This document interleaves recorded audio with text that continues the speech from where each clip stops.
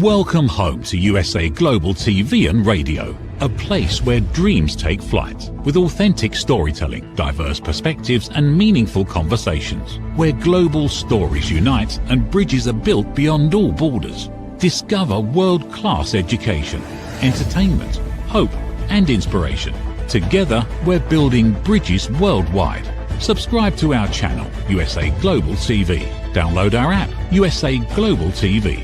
Be our guest or join our team. Visit usaglobaltv.com.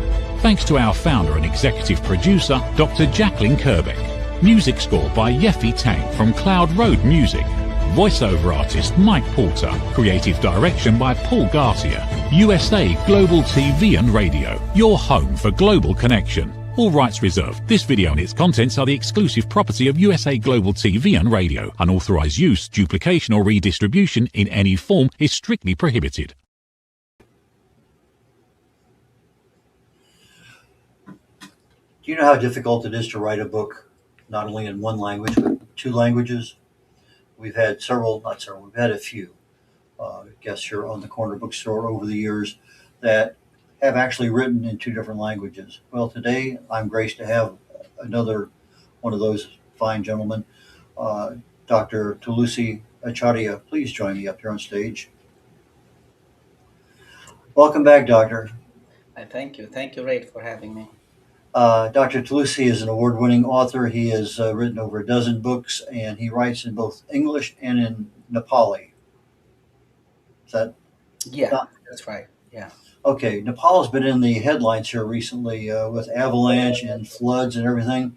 Is there anything you can give us an update on that you think our audience might be interested in? Yeah, that's very disheartening. I mean, every year we have been coming across the sad news, especially during the monsoon time when it rains heavily, and because ecologically Nepal is hilly and mountain and Tarai belt, and when it happens, it kind of tends to have a lot of mudslides and avalanche, as you mentioned, things like that. But this time it's really worse than previously, costing the lives of over 200 300 people, like I would say, and it's going on, and rescue team are going, are there as well.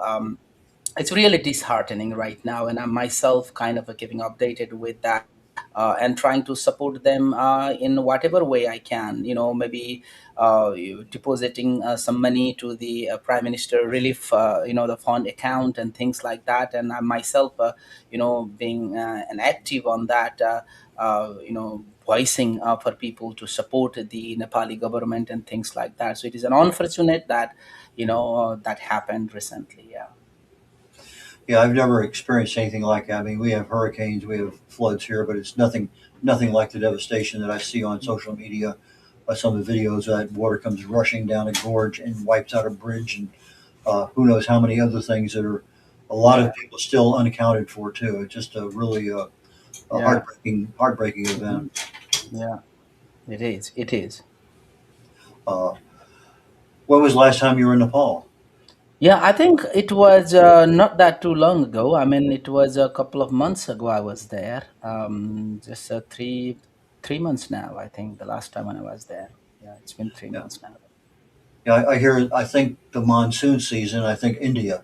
But I don't think in Nepal, but that rain has to go somewhere, and so it makes sense. You connected two dots for me today because, okay, monsoon season, whether it's Kathmandu or some other place up there, there's going to be some resultant happening of all that weather that's moving in that direction. So anyway. Yeah, yeah, it happened in the Tibetan border, and they say that it came from the north side, from the Tibet side, and then it kind of flooded pretty much everything. Yeah. Okay, Doctor, let's get into your book writing. You've been writing a long time. You write in two different languages. You write in a number of different genres. Just amazing. I'll just use that word up front as far as your talent, your skill set. So you started writing your first book or two. Let's talk way back when you weren't a published author of more than a couple of books. You just had your first one or two books out. What have you learned since then with regard to writing a book that you're no longer doing, that it's more efficient to do it this way, or you're more aware of things? What's one or two of those lessons learned that you've picked up over the time with writing books? Yeah, I mean, writing, I thought was an easy thing to do when I started writing, because I saw people, writing books. And when I was also doing my master's in English literature while in Nepal, I read, a couple of books. I mean, by so award-winning authors and well-known authors. You may call it Salman Rushdie, or Michael Ondaatje, and the author like that. Even Arundhati Roy. But I thought it was not a big of a deal to write books. And I that is what I thought, previously. But as I started writing, I mean, it was not that easy to write. There's so many things come into play. It also has its own way of writing, depending on genre, whether you may call fiction or non-fiction, or poems, or any kind of writing. And when I came after I came to the US and got into the program, and I had to do a lot of workshop with the peers, with the classmates, like writing workshop. Writing a story and going through a lot of peers, and amongst them, each and everyone gave their feedback on your draft. And I think that also reminded me of how complex, writing is. To write is one thing, but to really write it, which helps the reader relate to themselves, to that kind of writing is not an easy thing to do so. And the more you know, the more difficult it is, because I mean, these days I think I know what each genre has to do with, because each genre does have its own elements, own way of writing. It has own craft and tools, and the more you learn craft, I mean, it's the more difficult it is, because you always think of how to make your work, so alive when it comes to the reader. You want to make sure that your writing resonates so well with them, and that kind of writing is not an easy thing to do. So it has taught me a lot, because the way I started was, the writing was not an easy thing, I mean, not a difficult thing. But as I start writing, and the more I learn about writing, the more I write, the more difficult it becomes, it comes to me. That's how I have learned. That's how I have grown, myself, when it comes to knowing and understanding the writing. Yeah. Your latest book, Like Water on Leaves of Taro, a Himalayan memoir. Um, what what did you do in that book that you didn't do in other books? That was basically, I'm not going to make that mistake again. Yeah, I think previously, I mean, I have been writing all kinds of book, and working on different kind of genre, whether that be academic books or fiction, non-fiction, and things like that. But this is entirely a memoir, a non-fiction, in English. Previously, I was more drawn to the story itself. If you have a beautiful story, then you are a good writer. You have something to tell out there. But it has, nothing to do only with the story itself. There's so many things come into play. If you are going to write a story, how you write that story, that it has something to do with the content, definitely your story. But it also has to do with the language and the structure. How you structure your story in a way that your readers, would be drawn to, or would like to read it more and more, and maybe would continue to continue flipping through the pages. And also, at the same time, it's a language.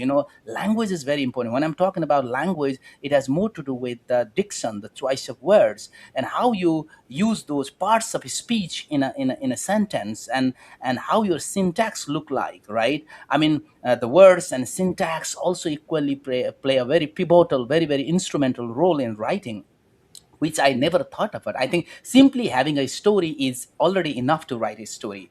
But that is just the first step at a time. There are so many other things that comes into play when you really want to be a good writer, or you really want to write a good story. It has something to do with the structures, how you structure it, how you organize your story, and also as you write a story, how you use the language, how you kind of work with the syntax. And this time when I wrote this paper, I mean this book, a memoir, like Water and Leaves of Taro, I had to work with the publisher and so closely. And my publisher went through my story line by line, syntax, word by word, sentence by sentence, and then she kind of a fix up at few places, consulting, me if she was okay. I mean, doing okay. Is it did it really change the meaning when she kind of tried to work on word choice and things like that? And this was a kind of a sort of a collaborative work with the publisher at some point.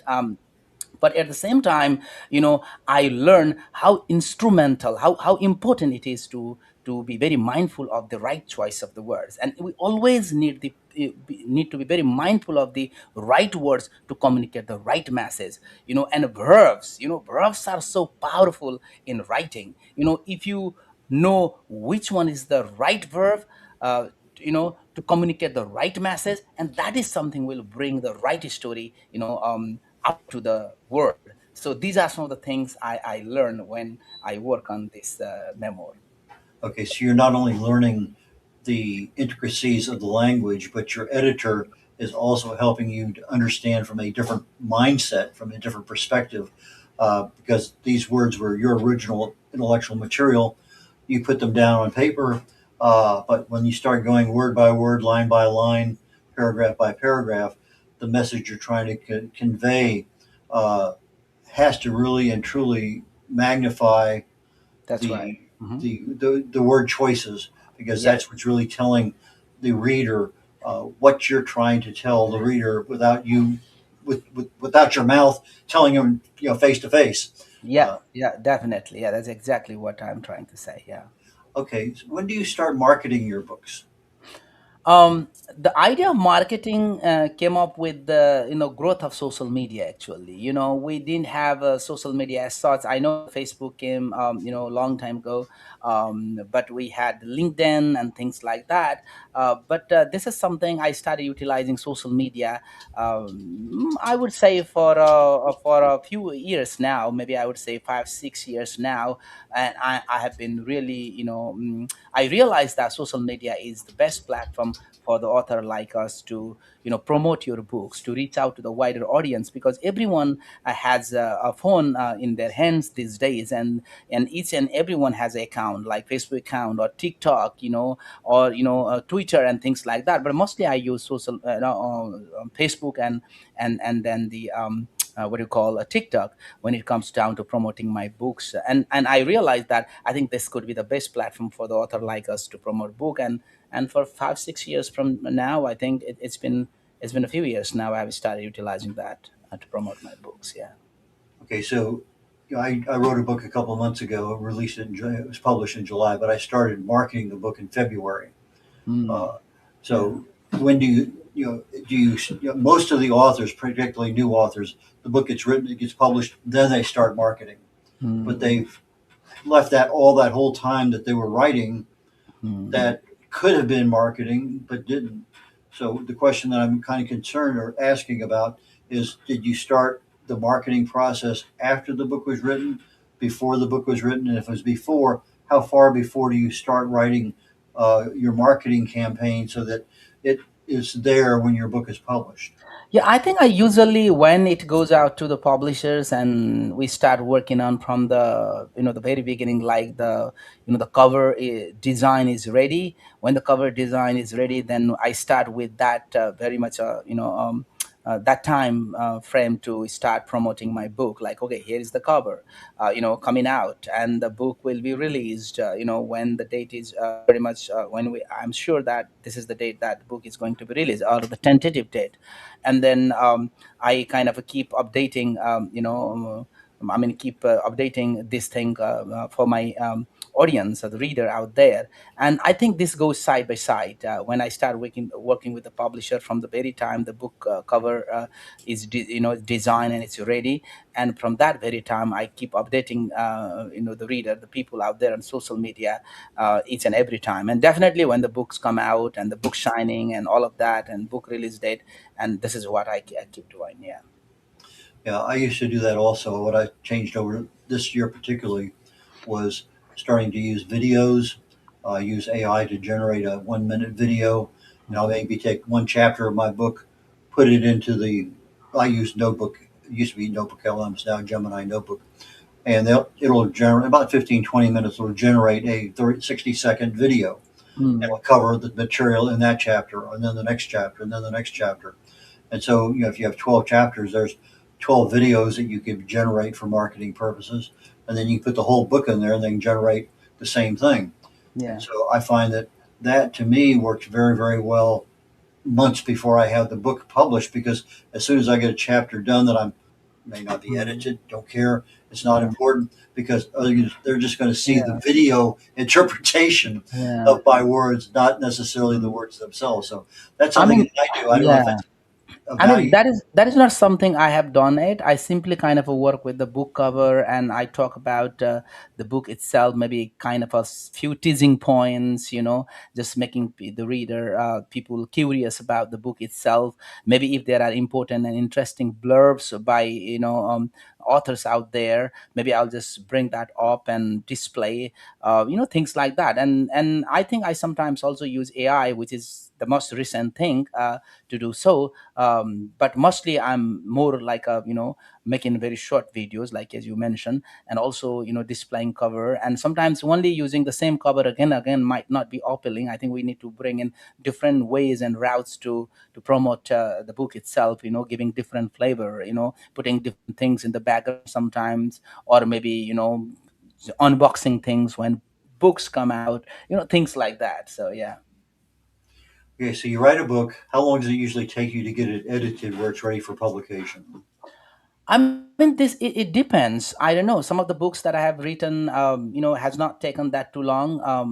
When it comes down to writing academic books, because within 2 to 3 years, the book comes from submitting to the the publication house to editing and proofreading, and publications happens within 2 3 years time frame. For example, this Like Water on Leaves of Taro. I think it took me a while to write it, pretty much 3 4 years for me, and then get and got it edited, and then again, after I submitted this to the publisher, who like it finally, and then and my publisher had to go through it again to edit, another round. She did another round of editing again, so I think it took me 2 years around, after I submitted it. So it depends. So I would say somewhere from 2 to 3 4 years, from the submission time to until the book comes out. Okay, do you have any independently published or self-published books, or is everything yours professionally done? Pretty much, most of them are professionally done. The only books that have been self-published are, usually the Nepali books that have been originally published in Nepal, which are also traditionally published. But I want to make sure that those books are also available for the audience all across the world.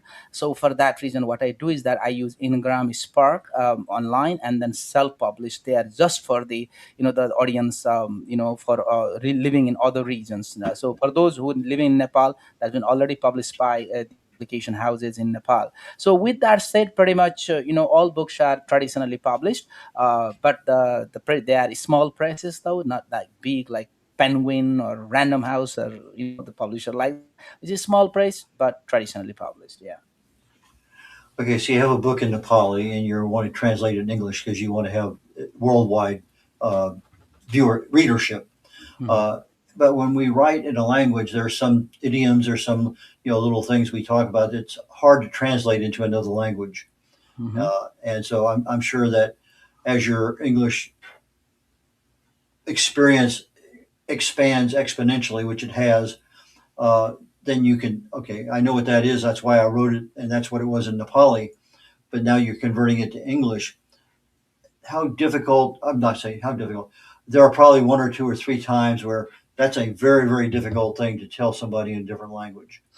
Absolutely. I mean, I have been through that experience a lot, pretty much all the time when it comes down to translating my Nepali into English. And that's something I don't want to do, until or unless that's my own book, But, it's not an easy job. It's very tough because no matter how hard you work to translate, from one language to another, you cannot make it 100% right, okay, because it's more of a cultural translation more than the literal translation. And the culture, since cultures are different, you cannot be exact and precise when it comes down to translating the culture itself, but you will try your best to be as close as possible, it's as right as possible. But still, it's very tough, and there are moments that I have gone through. There are certain onomatopoeia, or certain words. For example, the greatest festival of Hindus is Dasai. How would you translate that? I mean, you have to write Dasai, which could be some similar to Christmas, but you cannot really convey that kind of a emotion, that kind of a, the rituals and practices, and how people live in that culture, feel Dasai like, versus people who never live that culture, feel Dasai like, right? So that's why it's not an easy thing. You have to have a footnote and explain this, and even if you explain this in details, or no matter how much you explain, still you cannot carry that emotion in it. So those kind of challenges are there. And sometimes what happens is that, as I have been living two cultures, the Nepali culture that I was born and raised, versus the American culture where I lived many years, and also practicing writing in English. Sometimes I find the right word to express or to carry my emotions properly only when I use English words, and sometimes I can carry my emotion quite properly only when I use Nepali words, right? Kind of a dilemma I kind of face. I cope with this sort of dilemma also. So definitely I have gone through that moments when it comes down to translating from one language to English, especially from Nepali to English. Yeah. Doctor, we're getting ready to go to a commercial break here very, very shortly, maybe about a Sure. minute and a half or so. And when we come back, I'd like to go down the road of covers for your books and how you got them generated and et cetera. So when we come back from the break, that'll be the pathway I'd like to continue down. Sure. Sure. What if many of the problems we associate with aging are not random? What if there are identifiable causes behind declining energy, chronic disease, and memory problems? We have been told that aging is simply something we must accept, that slowing down is normal, that growing older means growing weaker. But what if that's only part of the story? Why do some people remain active and engaged well into their later years? Why do others struggle with disease, fatigue, and declining health? What is happening beneath the surface? What processes drive aging? In Aging Sucks, researcher, educator, and author Red O'Loughlin explores what researchers have discovered about why we grow older. No medical degree required, no confusing jargon, just clear explanations of what researchers have discovered about the processes that influence aging. You cannot stop aging, but understanding its causes may help you make better decisions about your health, your future, and your quality of life. Because understanding comes before action. Action creates hope. Aging sucks. End the guesswork. There is hope.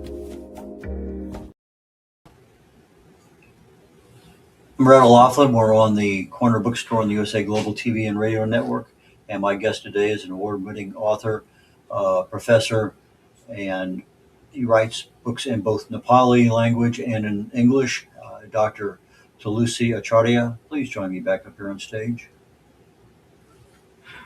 And Doctor, you're muted. Okay. Okay, Sorry. there we I go. thought I was. Okay. Sorry. Okay, so after the break, we come back and talk a little bit about your cover. So, who does your cover design? Uh, I think usually the publisher does it when I send out, my manuscript to them, and then they read the manuscript first, and based on the content or the story of the manuscript, they hire somebody else, a designer, I would say, and then they, prepare the cover. So yeah, mostly the Okay, publisher does it. Yeah. yeah, I've had my first AI generated cover. This last one, book I Mhm. published in July. Uh, you know, talked it back and forth, and we Mhm. finally got something. Okay, that makes sense. Okay, I'll change this, change that, and then I try to have a new book coming out, hopefully before Christmas. I Oh, have cool. aging sucks right now, but I have pain sucks coming out, and Cool. we try tweak, and it just anyway. So there's a point of no return where you can say lock the thing in and you just make tweak. So anyway, it may change in 6 months and it becomes easier, but at least right now it's something that when I need it, it's something I can generate literally overnight. What do you think about this? And then tweak it accordingly as I get information back. So feedback is so important. Mm-hmm. Yeah. Yeah. This is yeah, AI. I mean, these days people use AI to design their cover, and AI also does a pretty good job. And working with AI, it's equally beneficial as well. But when it comes down to when I'm self-publishing, perhaps I might consider using AI to help me with designing my book cover. But as long as I'm working with the publisher, I think that is their thing to figure it out how they want to work on it. So I'm okay with that. But even if I'm working with the publisher, they always reach out to me because I know they are that is the benefit, the advantage of working with the small press, because they closely work with the author.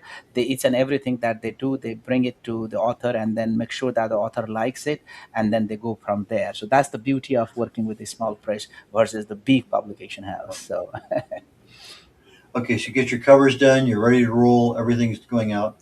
Do you do any video trailers for your books as part of your marketing?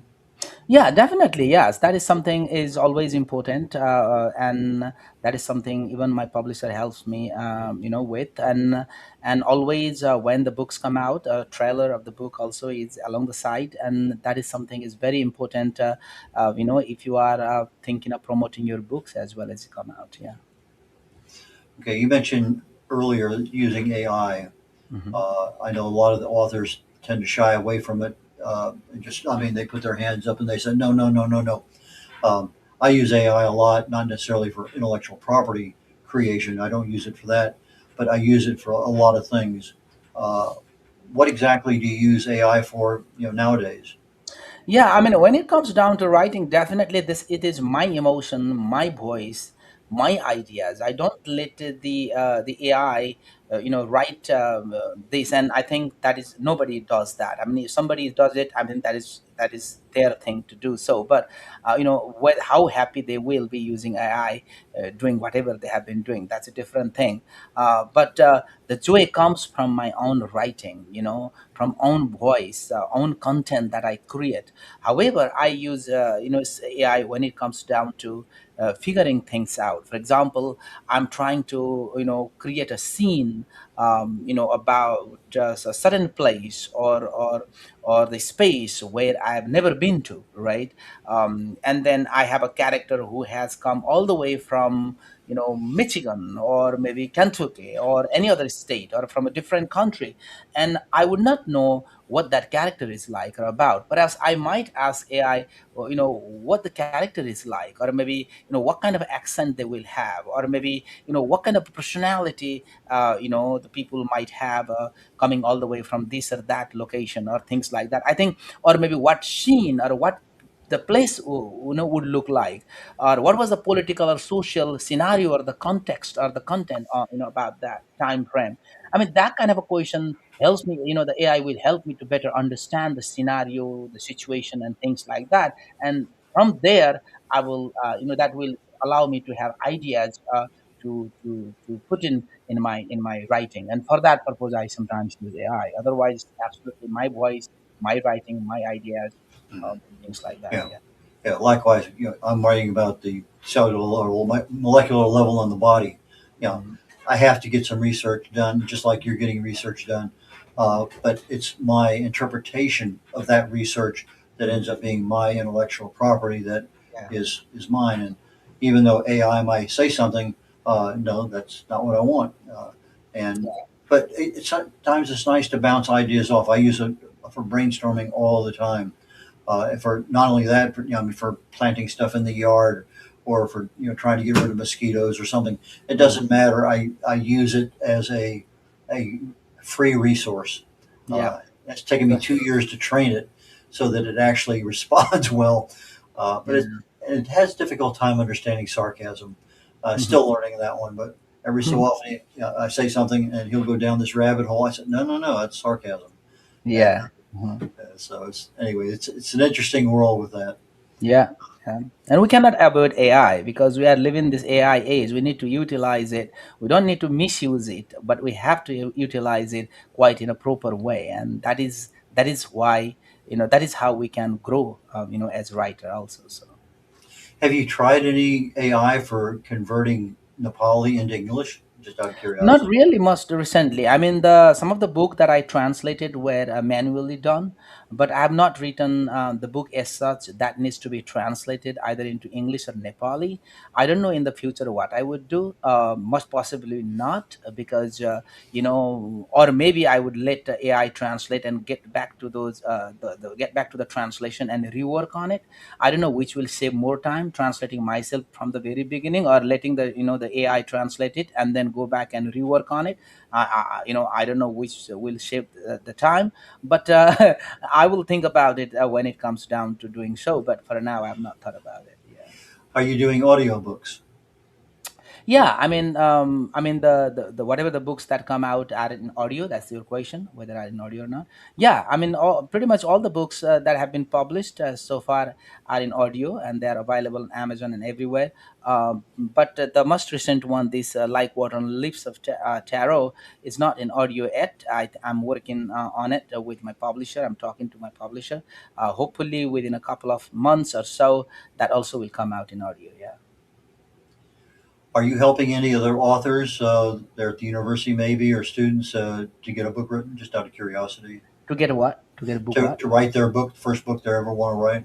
No, I mean, I am, I teach English at a college, at a university here. So usually composition writing is the class that I teach, and since I'm interested in writing, my students also kind of are used to this idea of writing and this and that. So I touch on all kind of genre, but this is more of learning the genre for the purpose of analyzing the piece of text more than learning craft to write a story and things like that. But it has something to do with with writing, something to do with writing at some point. So I think directly or indirectly I'm helping them with their writing somewhat. Yeah. I flunked freshman English way, way, way back when, back in Mhm. the '60s. Anyway, and it was I had an illness and I missed a lot of classes, so uh, I wasn't expected. But anyway, at the Mhm. junior college where I was living, summer school, I went and took a basically a composition writing kind of class, and every day we had to write. Every day, it didn't matter. We were Yeah. writing something all the time, and Yeah. that, in retrospect, I think back later, that was probably one of the best classes I ever had in my life, because we were forced to write. We were forced to accept what Yeah. was good, but also what was bad, Yeah. and it was, I guess, a definitive time because yeah, we talk, but it's not the same way we write. And Yeah. you try to write the way you talk. Sometimes it's successful, uh, Yeah. but And sometimes. sometimes Mhm. it's just not. You Mhm. can't get the speeds of your brain and your fingers together where it comes out right. So, but that Yeah. that I thought was an exceptionally good course for me over my lifetime. Yeah, and some semester some students are very interested in writing. Some semester some students are really not interested in it at all because they find it so boring. But my thing is that every day, most of the time before the class starts, I always want them to begin with at least a paragraph. To write a paragraph, just sort of a reflective writing a little bit, and and get the pen going to begin with, and then that will somehow help them to start the class discussion, and writing. I'm just trying to help them to be a good writer. They don't have to be a storyteller or an author. They can simply be a good writer, and that is useful in any way in their future career. That is what I tell them also and motivate them. So. Yeah. To me nowadays, if I'm helping a new writer, that as much as they are skilled in writing, whatever they're doing, their knowledge set for that particular genre, uh, they almost have to know basics of marketing in order to get that started at the same time. Because you're writing, maybe, as you say, a year or more, and that time is very valuable if you're trying to get an audience who will buy the book down the road. But if once you publish it, now I'm not going to say wasted months or years, but that amount of time is very valuable. And as you're putting stuff out, you can go to YouTube, you can put stuff, a couple, just let the world know you're doing something, drip on them all the time, so that now you're also having an accountability partner of the audience out there that says, I got to get this book done by Christmas. And so now that's also a major factor that I think helps new authors, because they're just writing, there's no end date, but the minute they start telling the world, I got this book that's coming out by Christmas, now they're on the hook, they have to do something. Yeah, I mean, sometimes the pressure propels the author to write more and get things done on time. Sometimes some author cannot work under pressure. They need to relax and take some time and do things bit by bit. So it depends on the author's personality and nature.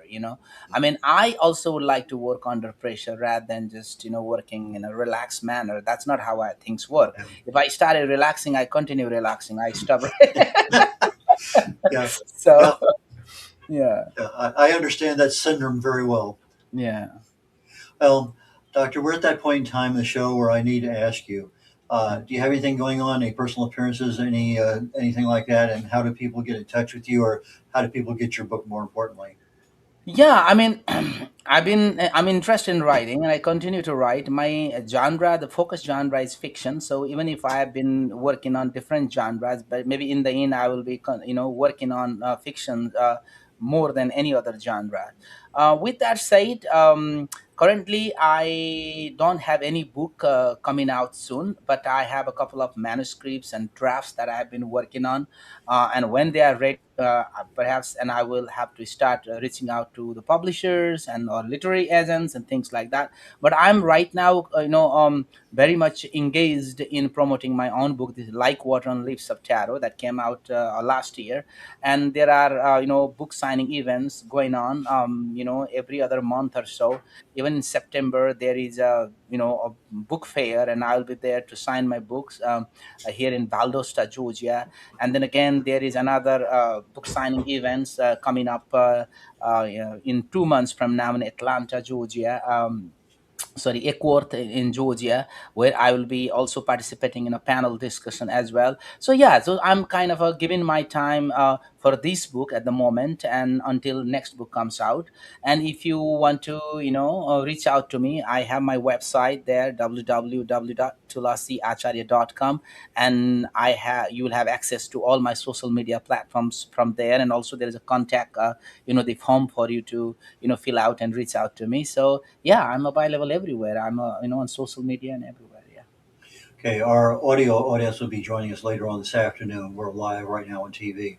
So for people that are not seeing the websites, Tulasi, Tulasi, Acharya, Acharya. Let me repeat that. Tulasiacharya.com. Doctor, I enjoyed our first conversation about a month or so back, and I loved our conversation today. And I certainly wish you the absolute best. And again, my condolences for you and your country and your people there. It's a terrible thing to go through, and I wish the best for them. And same here, Red. And thank you for this another meeting and conversation with you in here. And it's always a pleasure to to talk to you. And thank you for this space for me as well. And thank you for being so kind enough and for your concerns about Nepali people going through the the situation right now, due to the floods and things like that. And thank you very much. Take care, and we will catch you later on, Doctor. We're getting to the very end of the program, so I'm just going to say real quickly, if you're watching our show today on YouTube, please subscribe if you have not. We just passed 116,000 subscribers. Very, very good for us. We also are seen on the Dr. Jacqueline Kerbeck platform there on the US on YouTube. And since our program is ending very quickly, let me just go ahead and conclude with have fun, enjoy life, be safe, and don't let anybody steal your joy. And we will catch you next week. Bye now.